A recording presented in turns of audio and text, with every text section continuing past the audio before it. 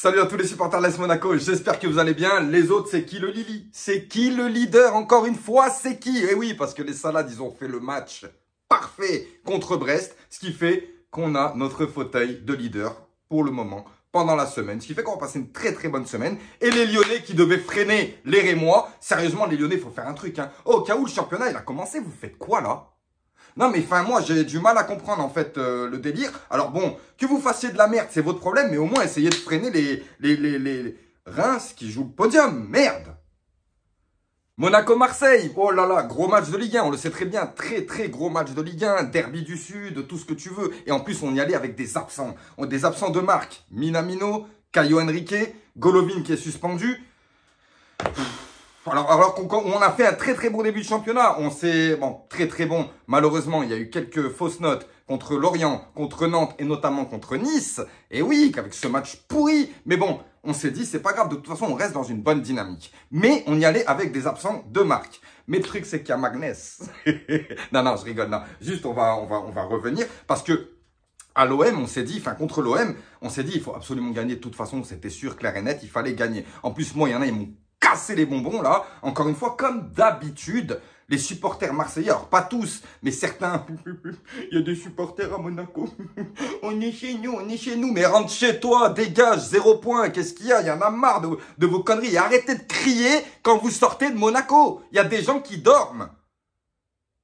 Le match, il débute comme de la merde. À chaque fois qu'on commence un match comme ça, d'ailleurs, il va falloir qu'on parle des débuts de match de l'AS Monaco parce que ce soit contre Nantes ou contre Lorient, les matchs qu'on a fait une fausse note, c'est parce qu'on n'est pas concentré au début de match. Et bien sûr, les Marseillais, on le sait, l'équipe est en plein doute. Il y a eu des soucis avec les groupes de supporters, on le sait. Il y a eu des soucis avec l'entraîneur qui s'est barré, on le sait. Il y a des soucis avec le président qui était à 2 doigts de se barrer. Les problèmes, les histoires, les machins, les recrues ne vont pas, blabla. Donc l'OM était en plein doute. Ça, je suis d'accord. Et en plus de ça, il sort d'un classico assez difficile. Donc, je me suis dit, c'est bon, en fait, il y a tout qui va bien. Par contre, il y a une chose dont j'avais peur, c'était l'effet Gattuso. Ou l'effet nouvel entraîneur, appelle-le comme tu veux. Mais l'effet Gattuso, c'est quoi? C'est que oui, comme d'habitude, on n'est pas concentré. Eux, en fait, tous les problèmes, ils les ont mis de côté. Et ils se sont lancés à cœur ouvert dans ce match. Ce qui fait que, dès le début, ils arrivent à nous en mettre un à la 30e seconde. Mais c'est pas possible. Franchement, c'est pas possible, les gars. Pourquoi on se met en difficulté comme ça? Et je vous ai dit, tu sais quoi, pendant le match, j'ai dit, c'est même pas la peine, je vais quand même vous crier dessus, même si on gagne 4-1. Parce que là, c'est pas possible. Ça fait déjà trop de fois. Mais bon, on s'est dit, ouverture du score de l'OM, très très bien, j'étais pas content, mais en plus de ça, derrière, qu'est-ce qu'ils font l'OM? Ils accentuent, ce qui fait qu'on a du mal à se replacer. En défense, c'est le bordel. Au milieu, c'est le bordel. Les joueurs ont l'air perdus. L'OM lance des attaques, on sait pas trop quoi faire, donc... il fallait redescendre un petit peu, voilà, on est redescendu un peu, et on a mis le pied sur le ballon. On a mis le pied sur le ballon, peut-être un petit peu contre le cours du jeu. Bon, après, là, faut dire, les gars, désolé, mais il faut que le talent parle au bout d'un moment. Hein. Petite talonnade, petit pont de Wissam Ben Yedder pour Magnès, qui prend le ballon, qui temporise et bim, et rebim, un partout. Donc, on arrive quand même à égaliser rapidement dans le match, ce qui fait que c'est bon. Là, maintenant...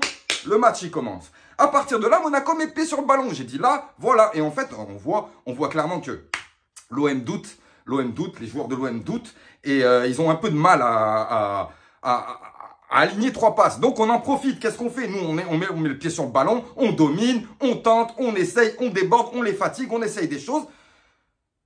Et contre le cours du jeu, il y a un centre au pif, Samuel Gigot. Non, mais sérieux. Non, moi, perso, j'ai honte de m'être pris un but par reprise de volée par un Samuel Gigot. Sérieux, faut arrêter. C'est pas que Samuel, il est bon, mais il m'a saoulé. Pour de vrai, il m'a saoulé avec sa tête de Spartiate. Après, Gigot, Murillo, Mbemba, c'est quoi? C'est des épices? C'est quoi? On est en cauchemar en cuisine ou quoi? C'est quoi ce merdier? En plus de ça, vous êtes 4 autour de lui. 4 autour de lui, vous prenez rien. Il est là, normal, il a tout le temps de mettre sa reprise de volée.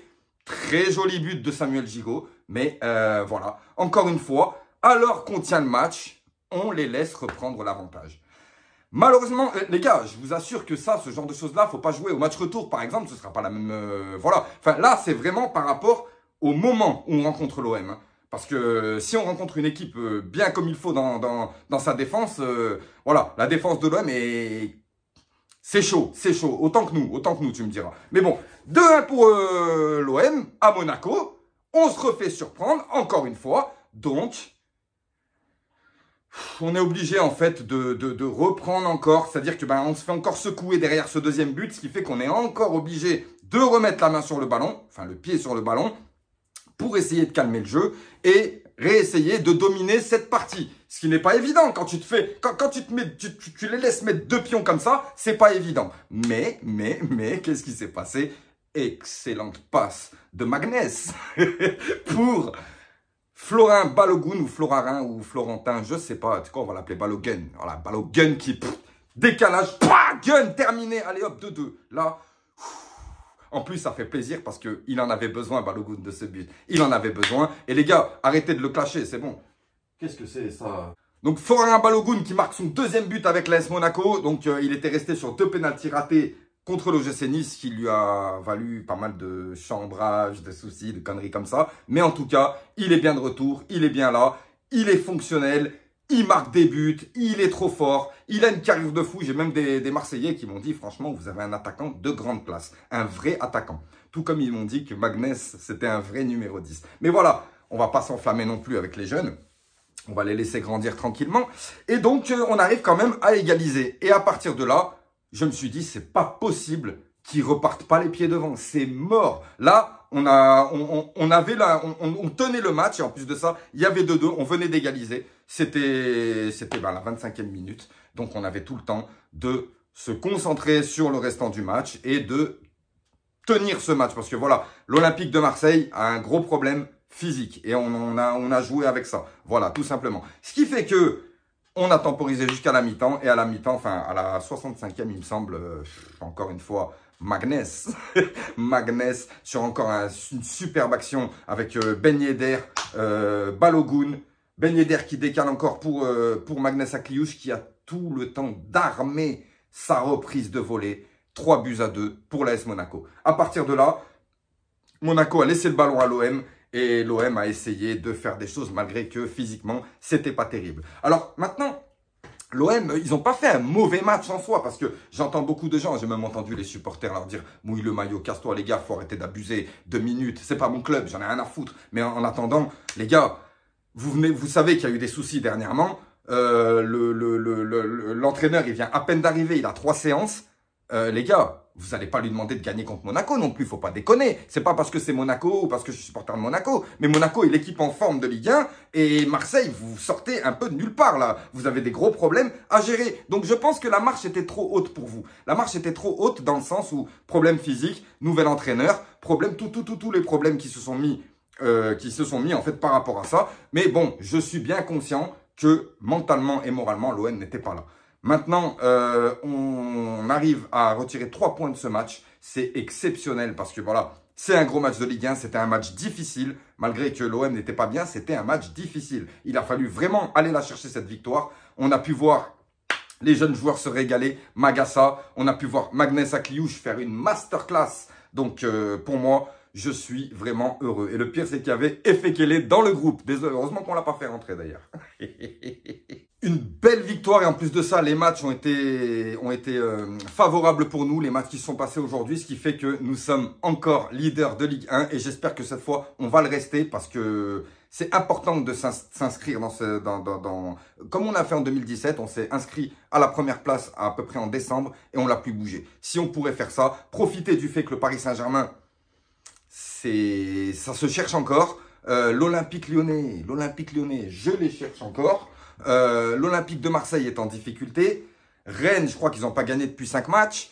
Voilà, il y a quand même pas mal de très bons points à voir. Alors, dans le sens où on peut vraiment jouer notre carte cette année-là. Et donc, on va pas s'enflammer à parler de titres. Mais en tout cas, de toute façon, ce serait une faute professionnelle de ne pas être en Ligue des Champions. Surtout que l'année prochaine, c'est le centenaire du club. Et oui, 2024, parce que 1924, c'est comme ça, gros, c'est comme ça. Bref, c'est le centenaire du club. On est censé être en Ligue des Champions avec des gros joueurs. Donc, c'est-à-dire avec cet effectif. Nos jeunes que vous avez vus là, avec un an de plus 1 ou 2, 3, voire 4 renforts qui vont faire qu'on va faire bonne figure en Ligue des Champions. Et moi, j'y crois dur comme fer, étant donné que Ribolo Fluff y croit aussi. Mais voilà, on va pas s'enflammer. On a fait un très bon match contre l'OM. Maintenant, on se concentre. Prochain match, Reims. Reims qui est directement en concurrence avec nous actuellement pour les sommets.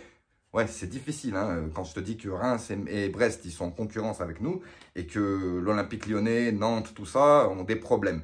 Donc voilà, je vais profiter de cette semaine, je vais me régaler. Je vais re-regarder, je vais réécouter l'after, tout ça, essayer de voir un petit peu. Et je souhaite, bien entendu, félicitations à Magnès Akliouche qui nous a vraiment sorti une masterclass. J'aurais bien aimé voir Efekele, j'aurais bien aimé voir quelques jeunes joueurs aussi, parce que on se demandait en fait comment Adi Hütter allait gérer le fait que Golovin ne soit pas là et le fait que Caio Henrique ne soit pas là. Parce que je vous rappelle que Caio Golovin, c'est notre meilleur côté. C'est Caio Henrique, meilleur passeur de Ligue 1. Voilà. Deuxième meilleur passeur de Ligue 1, Minamino. T'as pas les deux, quoi. Tu vois, c'est ça qui est un peu tendu. Mais d'un autre côté, si Minamino, il s'était pas pété le chibre, là, eh ben, voilà, on n'aurait pas vu Magnès. Et voilà. Maintenant, Magnès est là. Ce qui fait que Minamino va revenir. J'espère que la concurrence sera saine. Et je compte sur Adi Hütter pour gérer ce groupe de la meilleure des manières. Et je tiens juste à dire à ceux qui gueulent, comme par exemple Camara, j'ai vu qu'il avait le visage un petit peu fermé. Oui, parce qu'il s'est fait péter sa gâche par Zakaria. Et oui, parce que au bout d'un moment, voilà, et c'était pas fameux non plus Camara. Il s'est fait péter sa gâche par Zakaria. Zakaria, il fait encore un match de fou. Et voilà. Donc maintenant, il faut que la concurrence reste saine. Voilà. Et que bien entendu, tous ces joueurs-là, vous allez jouer l'année prochaine. De toute façon, il faut que ce groupe reste soudé au moins pendant 2 ans parce que l'année prochaine, on a une Ligue des Champions à jouer, Inch'Allah, et bien entendu, bien figurer en Ligue des Champions. Voilà les gars, merci pour ce match, merci Monaco, merci aux supporters, merci pour les chants, oui, parce que je vous ai entendu, hein. Moi je vous ai entendu derrière les chants marseillais qui n'arrêtent pas de crier, mais en tout cas, moi je vous ai entendu, ouais. Ah oui, je m'en fous, j'en ai marre en fait d'entendre de hautes armes, je sais pas quoi là, dans mon stade. Vous n'êtes pas chez vous. C'est combien de temps que je vous le dis? Vous n'êtes pas chez vous. Chez vous, on ne se fait pas démonter la gueule. Tu comprends? Donc voilà, vous étiez ailleurs, vous êtes rentrés chez vous et maintenant on n'en parle plus. Allez, passez une bonne soirée les gars, à bientôt.